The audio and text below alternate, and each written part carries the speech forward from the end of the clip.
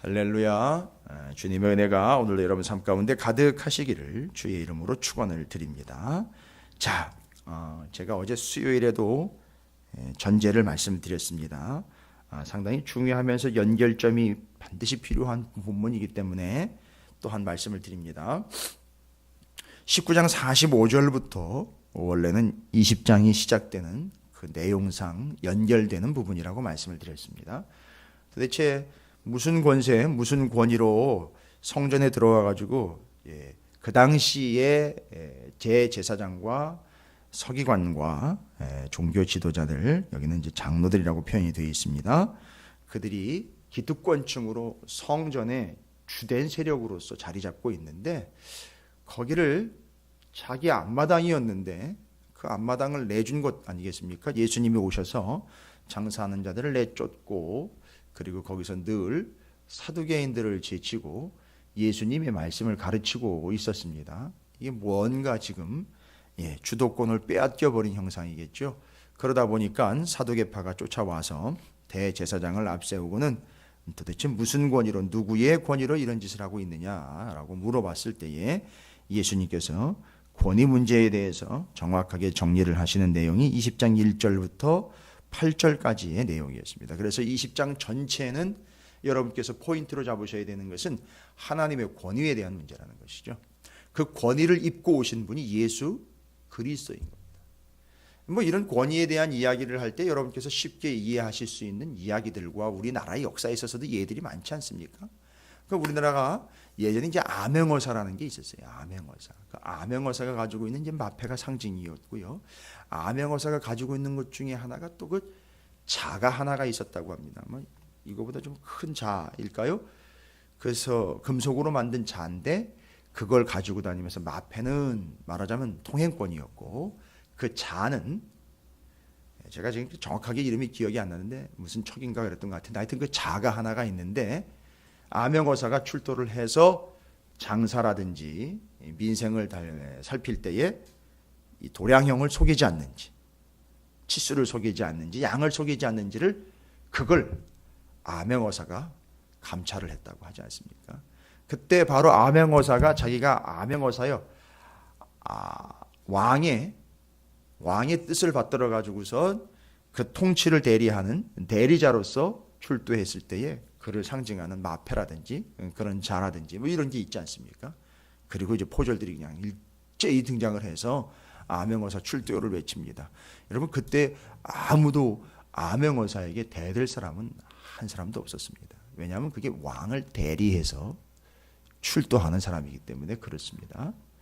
마치 예수 그리스도께서 이 땅 가운데 아버지 하나님의 권위 그 자체로 그 낮은 곳에 하나님의 권세와 권위로 이 땅 가운데 임하셔서 그들을 내어 쫓고 또 그들을 가르치시고 있는 것처럼, 도대체 무슨 권세입니까? 무슨 권위입니까? 라고 이야기할 때 어제 저녁에 20장 1절부터 8절까지 그 권위 문제에 대해서 정확하게 정리를 제가 해드렸습니다. 그래서 세례 요한의 세례가 하늘로부터냐 사람으로부터냐, 이 권위 문제는 여기서 물론 뭐 주석들이나 무슨 설명들을 이것과 직결해서 설명을 하지는 않습니다. 그러나 저는 권위 문제이기 때문에 권위에 대해서 우리가 분명히 정리를 해야 된다고 말씀드렸죠. 다시 한번 또 반복합니다. 우리는 또 잊어버려요. 또 망각합니다. 권위 하면 사두개인이나 그 제사장들, 그 바리새인들 다 마찬가지입니다만, 기득권을 가지고 있는 사람들이 권위는 어떻게 이해한다라고 제가 말씀드렸죠. 그 사람들은 서열로 이해를 해요. 권위라는 것은 순서로 이해를 합니다. 누가 높고 누가 낮은지를 이야기를 합니다. 그러나 예수님이 이 질문을 던진 이유가 있다 그랬죠. 요한의 세례가 하늘로부터냐 사람으로부터냐라고 이야기할 때 이 권위의 본질은 뭐냐? 권위는 높고 낮음과 비교, 그 다음에 순서, 높낮이의 문제가 아니라 권위는 출처의 문제다라는 걸 말씀드렸어요. 그게 하나님으로부터 온 것이냐 사람으로부터 온 것이냐. 제가 아무리 여러분에게 정확한 진리의 말씀이고 하나님의 말씀을 선포한다 하더라도 여러분께서 제가 전하고 선포하는 말씀을 이 목사의 설교쯤으로 이해를 한다면 심각한 겁니다. 절대 받아들일 리가 없습니다. 왠지 아시죠? 조금 더 설교를 잘한다라고 생각되는 다른 사람이 등장을 하면 그 사람에게 쏠려버리기 때문에 그렇습니다. 이건 당연한 겁니다. 그러나 이것이 하나님의 말씀으로 하나님에게로부터 온 말씀이다라는 게 믿겨지게 되고 인정하게 되면 아무리 나이가 어린 소위 말하면 그렇게 새끼종이라고도 이야기하는 하다못해 이제 갓 신학교를 졸업한 전도사님이 와가지고 하나님의 말씀을 전하는데 그게 하나님의 말씀이면 그게 누가 됐든 그 하나님의 말씀에는 순종을 하게 되어 있다는 겁니다. 이게 권위입니다. 이게 누구로부터 왔느냐 이런 거죠. 그래서 우리는 늘 고민해야 되는 게 뭐냐면 이게 하나님으로부터 온 것이냐 이게 세상으로부터 온 것이냐 사람으로부터 온 것이냐 유행으로부터 온 것이냐 흐름으로부터 온 것이냐 프로그램으로부터 온 것이냐 사람들의 계획으로부터 온 것이냐 이런 것들을 좀 구분할 수 있어야 된다라는 것이죠. 여기 사두개인들은요 구분은 했으나 세례 요한의 세례가 어디로부터 왔는지 여러분 진짜 모릅니까? 사두개인들이 압니다. 하나님으로부터 온 걸 아는데 그것을 인정하지 않았다는 게 문제예요. 이게 사두개인입니다. 여러분 오늘 신사두개파에 대해서 제가 말씀 많이 드렸습니다만 신사두개파들의 특징이 뭘까요? 첫 번째, 그들은 성경을 모른다라는 게 특징이에요. 그래서 많은 오해를 하면서 살아간다는 겁니다. 그들은 자기들의 입맛과 구미에 맞는 모세 오경만을 취사 선택을 해서 39권 중에 34권 제껴버리고 5권만 취사 선택합니다. 주일날 설교의 말씀 선포되면 말씀이 진행이 되면 그 중에서 자기가 듣고 싶은 것만 골라 듣는 게 이게 사두개파들입니다. 신사두개파들입니다. 그 다음에 그것이 하나님의 말씀이고 하나님의 뜻임에도 불구하고 어떻게 한다는 것이죠? 권위를 인정하지 않는다는 거예요. 이게 사두개파들의 특징입니다. 오늘날 신사두개파들이 바로 그런 특징 가지고 있습니다. 권위에 대해서 다시 한번 정리합니다. 권위는 하늘로부터 온 것이냐 사람으로부터 온 것이냐 구분할 줄 알아야 된다라고 말씀을 드렸습니다. 그래서 사람으로부터 온 것은 권위가 아니고 권위주의라고 하고 있습니다. 권위주의. 오늘날은 권위주의를 급격하게 배격을 합니다. 교회 안에서도 권위주의는 용납되어서는 안 되는 부분이죠. 그 다음에 권위라는 것은요 인정해야 되는 거예요. 권위라는 것은 인정을 해야 되는 겁니다. 물론 하늘로부터 온 권위에 대한 이야기를 하는 거예요. 그래서 이것 때문에 이제 모든 권위는 하나님으로부터 왔다라는 것이 우리에게 이제 적합한 이야기가 되는 겁니다. 하나님으로부터 온 권위는 인정해야 합니다. 그 다음에 그 권위는 복종을 해야 되는 것이죠. 순종을 해야 되는 것입니다. 이제 누가복음 20장 안에 여러 스토리들이 짤막짤막하게 포진이 되어 있습니다. 전체 20장 전체 몇 개의 이야기로 구성이 되어 있는데 전체 이야기는 이 권위 문제에 대한 논증의 거리요 실질적인 예들로 기록이 되어 있습니다. 그래서 20장을 읽으실 때는 그 권위라는 측면에서 본문들을 읽어보시면 잘 연결이 되실 것이고 이해가 될 겁니다. 그래서 이 포도원 농부 비유는 생뚱맞게 9절부터 18절까지만 딱 떼가지고 따로 이것만 이해하게 되면 상당히 좀 부족한 이해가 됩니다. 그래서 이 권위라는 부분에 앞서서 예수님이 등장하셔가지고 성전에서 장사하는 이들 내쫓고 그들을 매일매일 가르치시면서 거기서 무슨 권세요라고 이야기가 들고 나왔을 때 그들에게 바로 이 예를 들고 있는 것이지 않습니까? 권위에 대한 이야기, 권위. 제가 첫 번째로 중요한 문제를 얘기 드렸죠. 권위에 대해서는요. 출처가 어디냐, 어디로부터 왔느냐. 그래서 지금 어디로부터 왔느냐를 정확하게 설명을 하고 있지 않습니까? 그래서 그 예가 포도원 농부 비유다라고 타이틀이 있습니다. 포도원 주인이죠. 포도원 주인이 포도원을 만들어서 농부들에게 새로 주고 타국에 가서 오래 있다가 시간이 돼서 포도원 수출의 얼마를 바치게 하려고, 왜냐하면 주인 거니까요. 그 중에 한 종을 농부들에게 보냈습니다. 근데 농부들이 종을 몹시 때리고 빈손으로 보냈습니다. 이러기를 몇 번에 걸쳐서 하느냐? 3번에 걸쳐서 다시 3번째 종을 보내니 이 종도 상하게 하고 내쫓은지라. 12절에 나와 있죠. 1번, 2번, 3번에 걸쳐서. 3번이라는 말은 무슨 얘기인지 아시죠? 완벽하게 참을 만큼 참으면서 보냈다는 얘기예요. 끝까지 했다는 얘기예요. 3번에 걸쳐서 3번 우리나라 말은 그렇죠. 성경에서 3번은 하나님의 숫자입니다.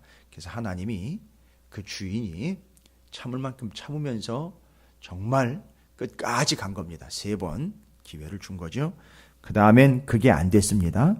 그래서 누구를 보내게 되느냐 하면 그 아들을 보냅니다. 아들을 보내. 여러분 이 이야기는 그냥 지어낸 이야기가 아니고 성경의 스토리라는 거 아시죠?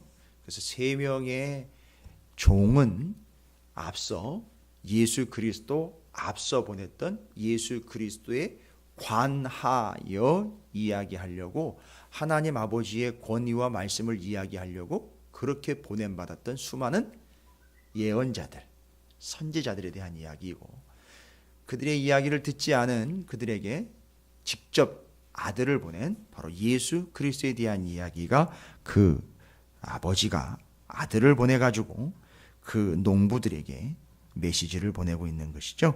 그런데 그렇게 보낸 그를 농부들이 보고 서로 의논하여 이르되 이는 상속자다.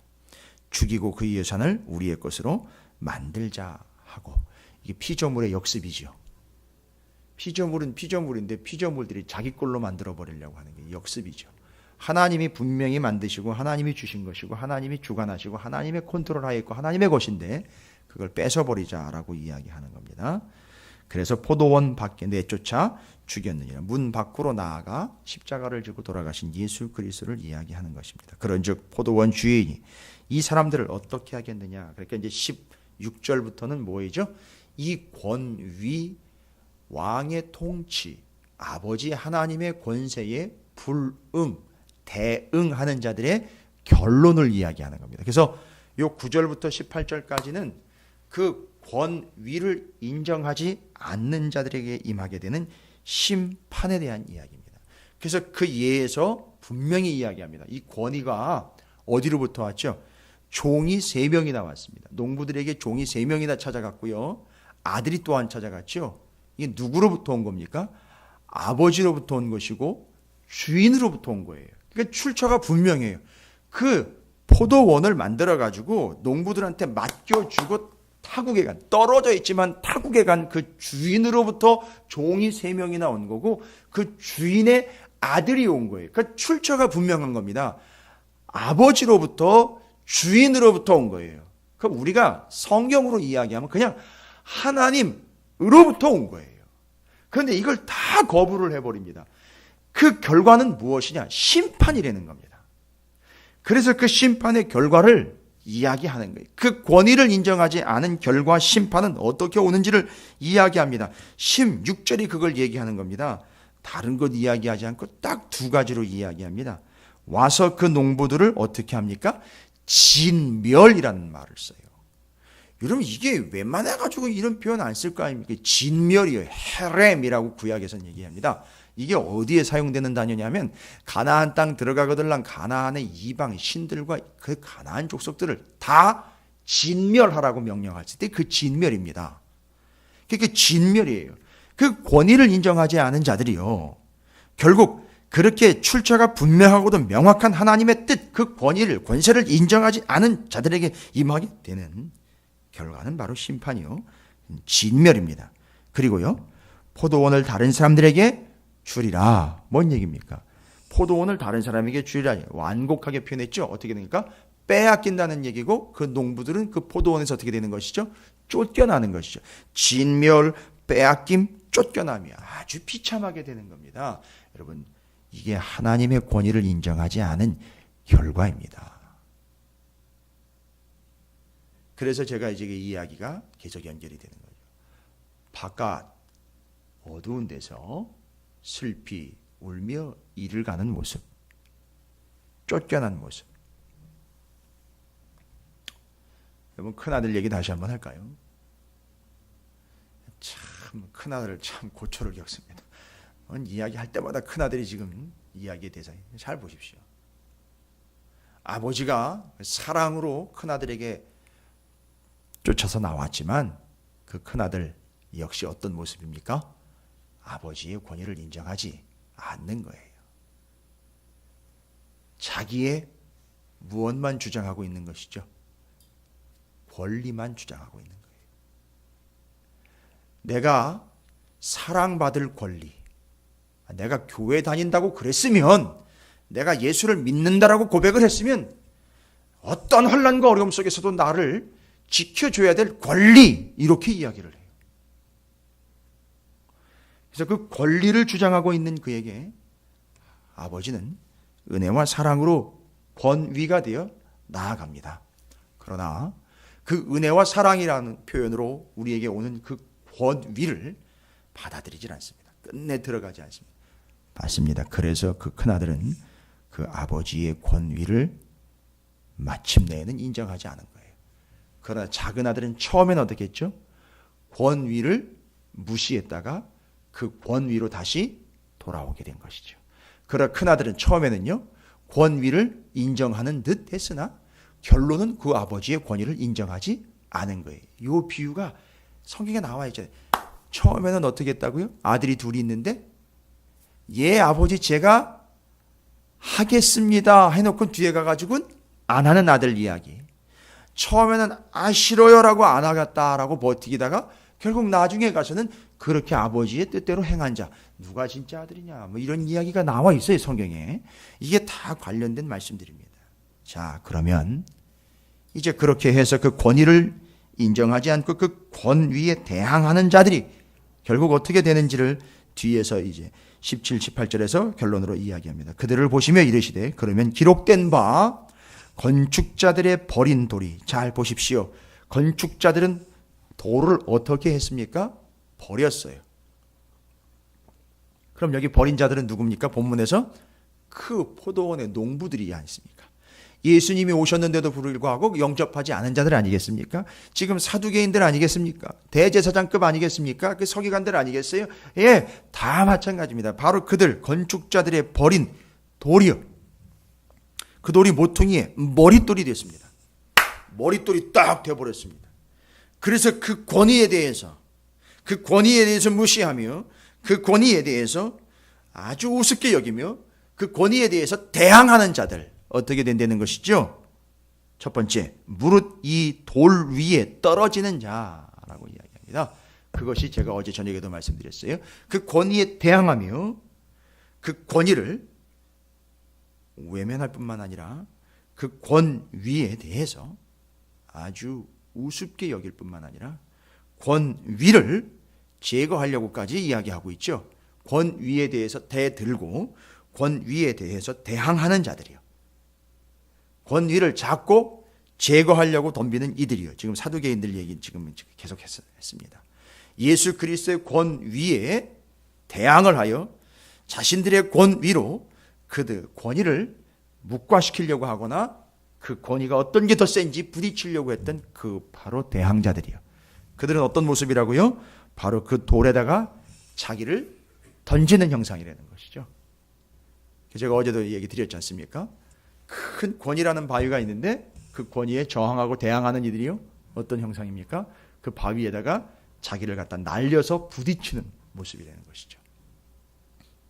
그래서 그게 첫 번째, 돌 위에 떨어지는 자, 깨진다. 깨진다라고 표현했어요. 그러나 두 번째로 그 권위를 완전히 무시하는 자들 있죠. 아주 외면하고 인정하지 않는 자들. 무슨 얘기입니까? 그 권위에 완벽하게 순종하지 않으면서 그 권위를 완전히 외면하는 자들, 결국 그 권위이신 모퉁이 돌인 예수 그리스도께서 어떻게 되느냐, 다시 오신다는 거죠. 다시 오셨을 때는 그 권위를 무시하는 자들 위에 그 돌이 떨어지는 형상이 될 거라는 것이죠. 그럼 어떻게 됩니까? 깨진다라고 표현하지 않고 그때는 아주 부서져 가루를 만들어 버린다라고 이야기를 합니다. 이게 무서운 얘기입니다. 여러분, 이게 그냥 예수님이 만들어낸 얘기가 아니에요. 이게 그 나라의 권위에 대한 이야기거든요. 제사장 나라, 하나님 나라의 권위에 대한 이야기. 여러분, 지금 이 표현은 이 모퉁이돌 깨지고 부서지고 가루되는 이야기는 하나님 나라의 최종적인 이야기예요. 그 하나님 나라. 이게 어디서부터 왔는지 여러분 정확하게 좀 알고 계셔야 될 것 같아요. 이게 바로 다니엘서 2장에서 온 겁니다. 다니엘서 2장을 천천히 다 하려면 읽어보십시오. 느부갓네살 왕이 꿈을 꿨어요. 꿈을 꿨는데 신상입니다. 큰 신상인데 부분 재료, 그 신상을 만든 재료가 다 달라요. 이제 다니엘이 이걸 해석을 해줍니다.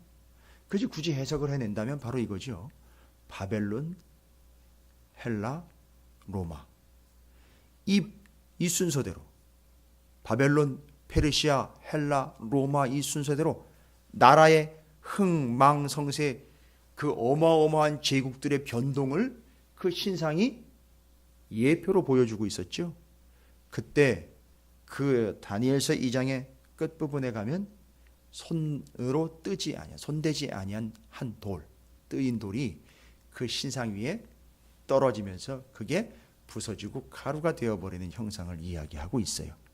여러분 그게 뭔 얘기입니까? 제국을 전멸시키며 소멸시킬 하나님의 나라, 없어지지 않고 사라지지 아니할 유일한 나라, 그 하나님의 나라, 그 하나님의 통치 권세 아래에 놓이게 되어 부서지고 그것이 가루가 되고 무너지게 될 것을 이야기하는 그 스토리로부터 이것이 온 겁니다. 그냥 나온 게 아니에요.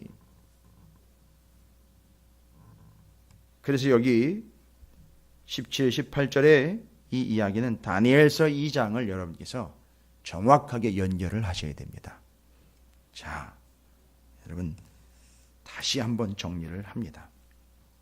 그러니까 그 다니엘이 꿈을 해석하는 이유도 뭐죠?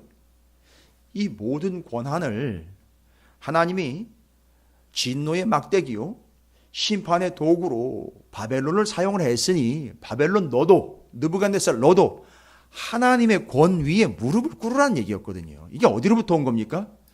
꿈은 다니엘이 꿨으나 그 뜻은 하나님으로부터 온 겁니다. 다니엘이 느부갓네살이 꿈을 꿨으나 그 꿈은 하나님으로부터 온 거예요. 그래서 그 꿈을 다니엘이 해석을 했는데 정확하게 해석을 한 거죠. 하나님이 주신 거예요. 그러면 어떻게 해야 됩니까? 느부갓네살이 아무리 강력한 제국의 왕일지라도 황제일지라도 하나님의 권세에 무릎을 꿇어야 되는데 절대 꿇지 않았다는 겁니다. 그러니까 부서진 거예요. 자, 정리합니다. 어제부터 계속 이어집니다. 내일 새벽에는요, 가이사에게 세금 바치는 것과 주님께 세금 바치는 이 문제 얘기, 또 이 권위 문제 얘기할 거예요. 여러분, 세금의 문제는요, 세금 문제는 제국과 하나님 나라의 문제 아닙니까? 하나님의 것은 하나님께, 가이사의 것은 가이사에게, 제국이 지금 버젓이 살아있어서 돈 내라고 세관이 나오고 있는 상황 아닙니까? 그때 우리는 판단할 거 아닙니까? 무엇이 진짜 권세이고 권위인지 판단할 거 아닙니까? 계속 이어지고 있는 거예요. 언제까지 우리가 고민만 하겠습니까? 언제까지 모르는 척 하겠습니까? 권위 인정하십시오. 권위에 복종하십시오. 그 권위는 어떤 권위입니까? 한 말씀만 드릴게요. 성경을 전체적으로 정리하면 그 권위는, 하나님의 권위는 모든 시간과 인간과 공간을 다스리고 계시는 하나님의 권위라는 겁니다. 그걸 인정하자는 것이죠. 그게 어디로부터 왔는지 늘 예리하게 관찰하고 겸손하게 살피자는 얘기죠. 그게 어디로부터 왔는지 민감하게 반응하자는 얘기죠. 아무리 내 안에서 일어나는 내 생각일지라도 그게 어디로부터 왔는지 살피자는 얘기입니다. 위험합니다. 경계해야 됩니다. 그래서 심각한 심판의 이야기 16절에 진멸, 빼앗김, 쫓겨남, 버린 머릿돌, 그 보퉁이 돌이 머릿돌이 되어서 그 돌 위에 부딪히는 존재가 되느냐, 그 돌이 그 위에 떨어지는 존재가 되느냐, 여러분 깔끔하지요. 여러분, 우리는 그 하나님의 말씀의 권위, 하나님 나라의 통치자이신 왕의 권위, 구원자이시며 창조자이신 그분의 권위를 인정하여 그분과 함께 그 나라에서 함께 거주하며 그 통치를 영원히 인정하며 그 나라의 거룩한 백성으로서 함께 그 행복을 누리게 되는 여러분 모두가 되시기를 주님의 이름으로 축원을 드립니다. 여러분께서 그 권위를, 사람의 권위 아닙니다. 어제도 제가 아주 단도직입적으로 얘기했어요. 목사 자체의 권위를 이야기하는 게 아니죠. 목사도 만약에 권위가 있다면 그 권위는 어디로부터 온 거냐? 하나님으로부터 온 것이 돼야 된다는 것이죠. 목사의 권위는 다른 게 뭐가 있겠습니까? 말씀을 있는 그대로 전하여 절대 빼거나 더하거나 흐트러뜨리거나 왜곡하거나 바꾸는 일 없이 그냥 있는 그대로를 전하는 종의 사명을 감당할 때 그 권위가 하나님으로부터 왔다라는 것을 여러분이 인정하시면 되겠죠. 그게 진정한 권위 아니겠습니까? 내가 말이지 나이가 몇 살인데, 내가 말이지 교회 생활이 얼만데, 아직 우리가 3년밖에 안 됐죠. 한 30년 뒤에 미리 가볼까요? 물론 저는 은퇴했겠죠. 30년 뒤에 분명히 그때 되면 야 내가 30년 전에 교회를 개척할 때 말이지 예. 자랑 좋습니다만 그게 권위주의가 돼서는 안 되겠다는 얘기죠. 맞습니다. 아울러 우리 가정에 하나님의 권위, 우리 직장에 하나님의 권위, 내 삶에 하나님의 권위가 절대 떨어지지 않도록 여러분께서 민감하게 반응하시면 좋겠고요. 오늘날 학교에서 선생님의 권위, 또 회사에서 상사들의 권위, 그 다음에는요 가정에서 부모님들의 권위가 상당히 실추가 된 것에 대한 걱정이 있죠. 답은 하나예요. 답은 하나입니다. 저는 확신합니다. 그곳에 모든 시간과 공간과 인간을 다스리고 계시고 주관하고 계시는 하나님의 권위가 세워지면 부모의 권위, 스승의 권위, 직장 상사의 권위, 모든 권위가 다 회복되게 될 줄로 믿습니다. 여러분께서 이 새벽에 그 놀라운 비법을 이 말씀을 통해서 터득하셨으니 여러분 삶에 하나님의 권위가 다시 회복되어 남편, 부모, 스승, 상사로서 또 교회는 교회로서 그 하나님의 권위가 회복되는 복된 삶이 되시기를 주님의 이름으로 축원을 드립니다. 그 권위는 어떻게 회복합니까? 그 권위 복종함을 통해서 회복되는 겁니다. 그걸 우리 애들이 볼 거예요. 사람들이 볼 겁니다. 그렇게 돼서 회복되는 하나님의 나라, 여러분이 그 나라의 백성, 그런 행복한 삶과 그 권위를 인정하는 삶이 되시기를 다시 한번 주님으로 축원합니다.